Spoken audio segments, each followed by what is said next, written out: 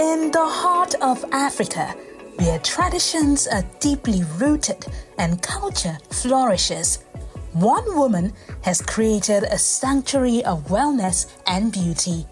Meet Hadeeza, the visionary founder of Dismundu, a transformative traditional African wellness space for both women and men.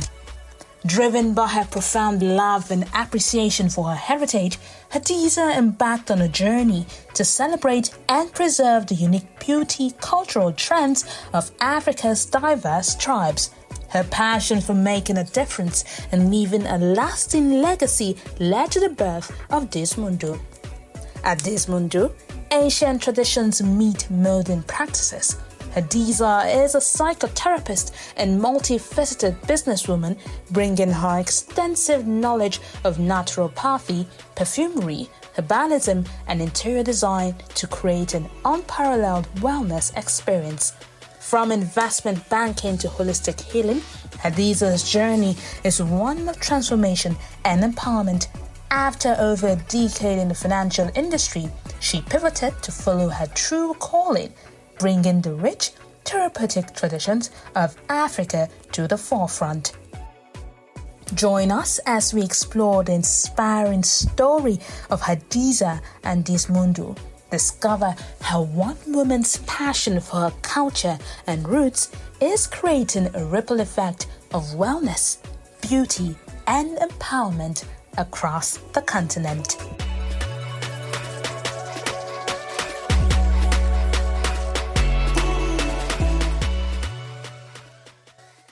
Hello, my name is Hadeeza. I'm the founder of Dismundu Traditional African Wellness Space. The journey. So Dismundu started as a result of I'm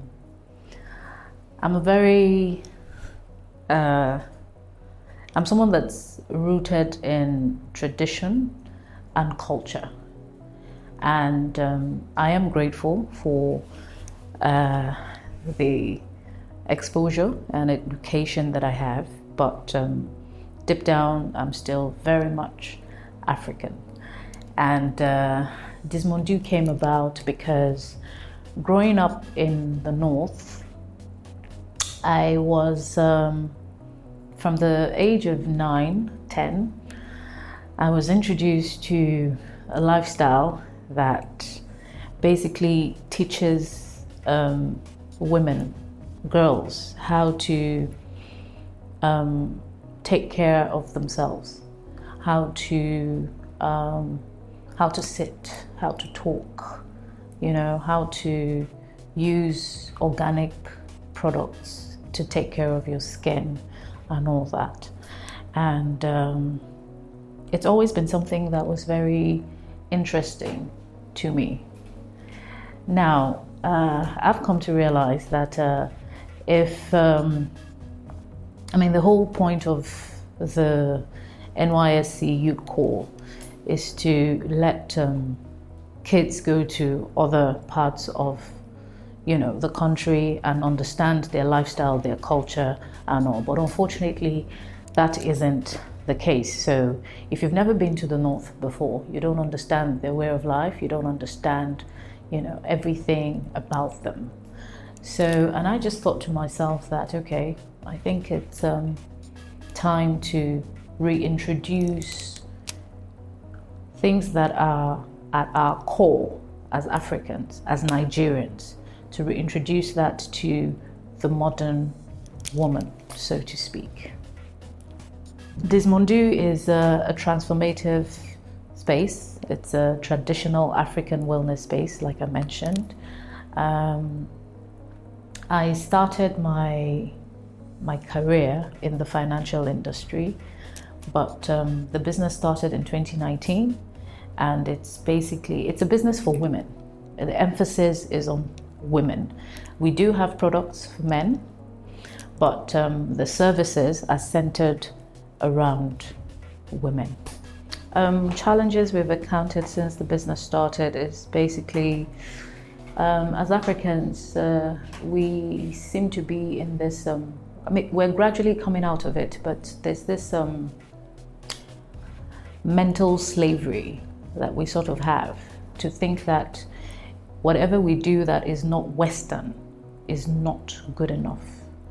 And but then we're gradually coming out of it. A perfect example is, the burning of incense, right? So incense is, you find incense in the Bible, you find it in the Quran, right? And it's something that we've been doing for thousands of years before we were even, colonized or anything. And what is incense? Incense is basically making your environment smell lovely, smell good, smell attractive. But for some reason, a lot of people think that burning incense is diabolical. There's something juju-ish or something about it, which I think is absolutely ridiculous. But, to each their own, really. So these are some of the challenges that we've had to, and this is mainly because if you don't know where you're coming from, honestly, you can't know where you're going.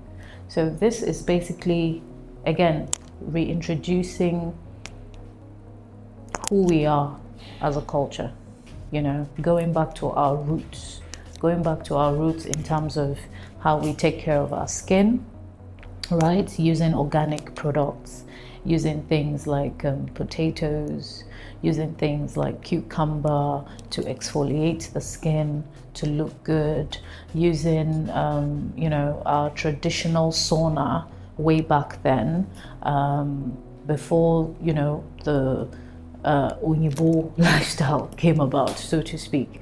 So we're going back to our roots, and that's basically what that is.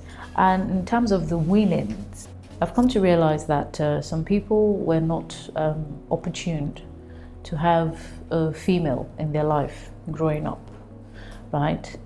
And even men too. And they probably don't know what personal hygiene means. So I've had instances whereby a client came to me and it was sort of like she had an issue, and we were able to help with that issue. I'm not going to bore you with the details and everything. So yeah, there has been winnings. People have come with skin issues that, we've been able to educate them, teach them what they need to do, or they come for their, body exfoliation every fortnight, and they've seen significant differences in their skin and all. Or maybe even how to sort of come into your feminine energy as a woman, right? Maybe you're in a job whereby your 9 to 5 is you're around men all the time, or you're someone that is in charge, and that makes you, that masculine thing is always on. But then when you need to take that off and put on your feminine part, we've been able to help women do that. So be it physical, mental, sexual, that's what we're all about, really. So, yes. Hi, Hadeeza. Welcome. Hello. How you doing? I'm fine, thank you. Thanks for having me. Tell me about your product. I guess I should start with an introduction of who we are. So we're called Dismondu, which is basically a traditional African wellness space. And I'm a psychotherapist. And but I thought, rather than just focus on mental health, right, it's better to dive deep into who we are as a country, as a culture, and I'm someone that has always been very deeply rooted in my traditions and culture. And I just thought, why not reintroduce our way of life, the beauty treatments that I grew up on, why not reintroduce that to the modern woman, right? Because A lot of the people, the women that taught me all I know about the traditional aspect, some of them are gone. And it's like they die with all that knowledge without, being able to pass it down. And hence why I decided to start, this journey, and to let people know that, we as Africans, we are quite diverse, and so many things that we have that a lot of people are not even aware of. Right? Yes. Well, that's certainly commendable. So from the business point of view, how do you make money? Okay. So there are three aspects to the business. The mental health, like I said, being a psychotherapist, so people book sessions. I should be careful what I say around you. Yes. And then you have the other aspect of the services, whereby you can come in for massages, body exfoliation, henna, stuff like that. Then you now have the product aspect of it. We make incense, we make perfume oils, we make some body butters, and stuff like that. So those are basically the three aspects in which we make money. Yeah. Well, it all sounds fantastic, and I would definitely want to try out your services at some point. So just to recap, the therapy services, they're obviously there's a price point for it. Yes. Then are you the only therapist you have, or do you have others that work with you? No, just me. Okay. Just So then you have the massage services and things like that. Yes. That also you have a team, or is it just? Yes, I have a team. Okay, and then you have the cost of the product itself. Yeah, the product. Okay, and how do you manage your cash flow? Basically, money comes in, and at the end of the month you have salaries and stuff to be paid, right? And whatever is left is, what we put back into the business, so to speak. Perfect. And do you pay yourself a salary? Yes, I do. And besides paying yourself and paying your team, and the product, do you actually have any net profits that you keep aside that you could basically say is the value of the growing business, or does everything get reinvested into product or? There's usually a bit left, on the side, but we just sort of, okay, so this is the net. All right, what can we do with it?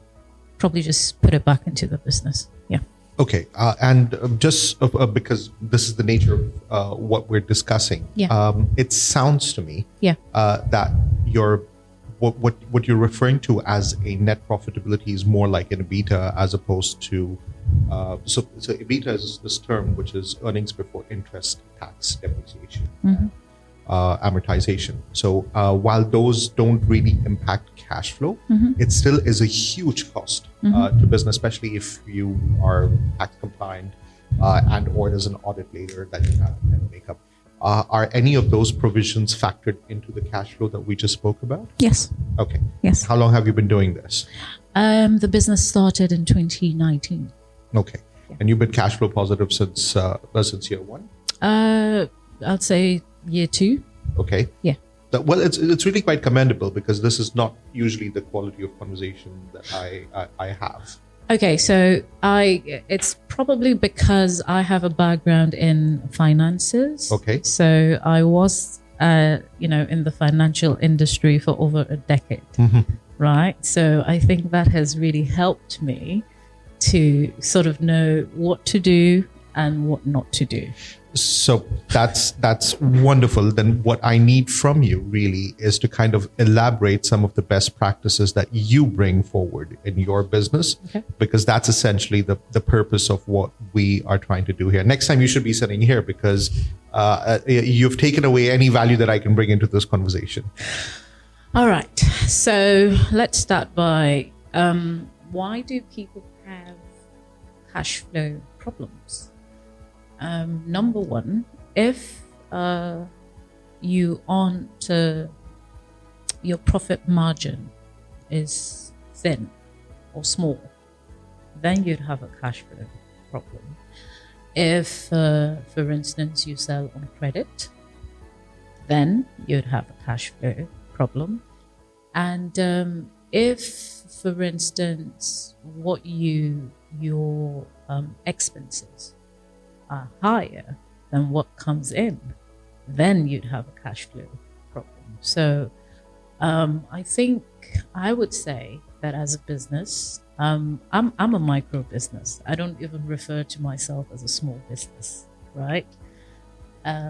You need to, the first thing is to really sit down with the costing of your products or services, right? To make sure that you are making some sort of profit, right? And that it's tangible enough to try as much as possible.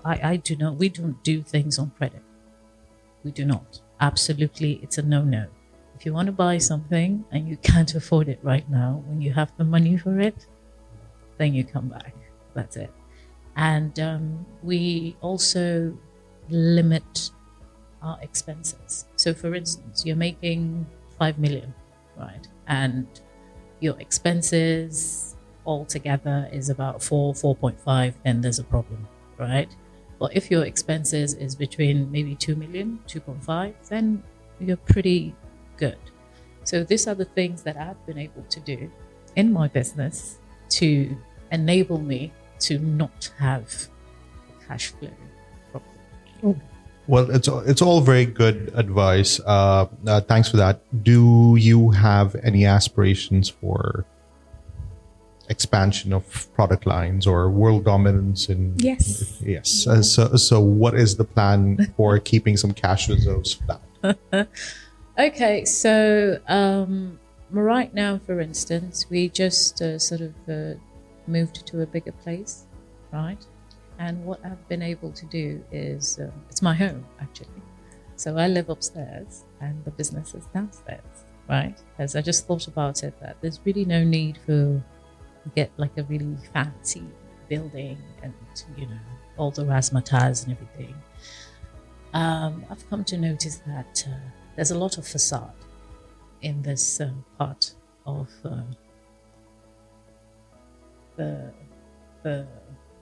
in this part of the country. And as long as you are yourself, right? I'm not, in as much as I think my emphasis is on the products, making sure that I deliver on what I say my products are supposed to do. And as long as I'm able to do that, if you try my products, you'll definitely come back, right? So my emphasis is not on the looks or, the outdoor. It's more about what I offer. And as long as I'm getting that right, then I think I'm in the right direction, so to speak. You know what they say, don't hate the player, hate the game. So the room that, or the space that you occupy, if it has preconceived ideas about how packaging needs to be done, then the organic customers that you develop in the early stages would probably not be sustainable from a mass point of view. Mm-hmm. So at some point you would have to consider, a higher marketing budget, mm-hmm. Or alternative packaging options to try and attract that. Yes. While you are cash flow positive, which is really a rarity for me when I'm here. That you need to start building up a war chest, so to speak, to do that. Definitely. And then how do you duplicate yourself? Because ultimately you're the apex of your product line, right? Okay, so basically what we do right now is we work strictly on appointment. So if you're coming down, you need to book an appointment. It's not just the walk-in. So it's more like a boutique space, so to speak. So the fact that we're able to walk with time, that has really been a fantastic advantage for us. And where we are right now, we're really just trying to get more visibility for the business, because if you don't know I exist, there's no way you can come to say to patronize me, right? So it's we're just really right now trying to get as much visibility as possible. Yes. So the more visibility we get, the more we grow. The more we grow, the more we can expand. So what's the channel for visibility? I'm curious about it from a cost perspective, right? So let's say you were to say, I'm going to do, for instance, I'm not saying that that's your model, but let's say I'm going to do social media advertising. No, social media advertising is a dollar-based expense. In this economy with the variables that we have, that could mean cash flow positivity 1 month, and it could mean negative next month. True. Depending upon what your advertising budget is. So what are the methods that you're deploying? So for instance, one of the methods we're using right now is we partake in a farmer's market right now, and that happens every week, right, on Saturdays. And we're there from morning till evening. And so far, we've started this about 6 weeks ago. Now, prior to that, we were also a part of another market, which is usually once a month. It's like a night market. And because of the area that it is, it's been really good, really, really good. So that's just a basic example of how we're trying to